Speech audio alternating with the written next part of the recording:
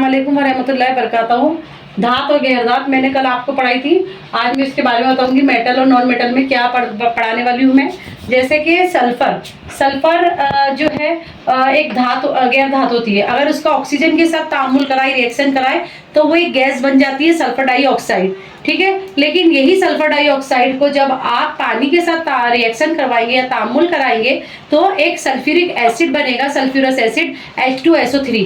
मतलब ये दिखाना चाह रहे थे कि गैस फॉर्म से वो किस फॉर्म में आ जाती है, एसिड के फॉर्म में आ जाती है। तो इस तरह ये जो तामुल है मैंने आपको दे दी, केमिकल रिएक्शन जो होगी मेटल और नॉन मेटल में मैं वो आपको बताऊंगी। तो आज मैं आपको सल्फर के बारे में बताऊंगी। सल्फर एक गैर धात है, लेकिन ऑक्सीजन के साथ जब वो रिएक्ट करती है तो सल्फर डाइऑक्साइड यानी गैस बनाती है। और जब यही सल्फर डाइऑक्साइड को हम पानी के साथ रिएक्शन करवाते हैं तो H2SO3 बनता है ना, मतलब सल्फ्यूरस एसिड बनता है।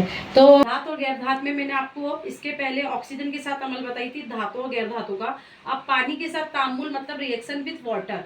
जैसे सोडियम एक ऐसी धात है जो पानी के साथ बहुत जल्दी रिएक्शन करती है, बहुत जल्दी तामुल करती है। तो देखिए सोडियम का जो फार्मूला है वो Na है और H2O पानी होता है।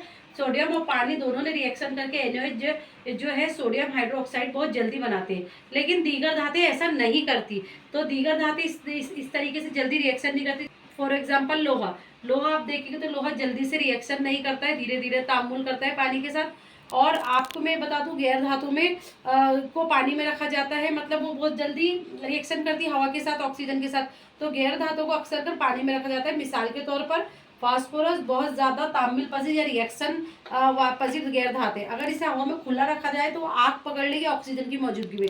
तो फास्फोरस को इसलिए पानी में रखा जाता है ताकि वो फजा की ऑक्सीजन के रास्ते में ना आ सके। ठीक है, तो ये पूरा हमारा हो गया पानी के साथ तामुल, मैंने आपको समझा दी। अब इसके बाद मैं आपको जो है अगला बताऊंगी तेजाबों के साथ रिएक्शन या तेजाबों के साथ किस तरीके से रिएक्ट करती है धातें और गैर धातें।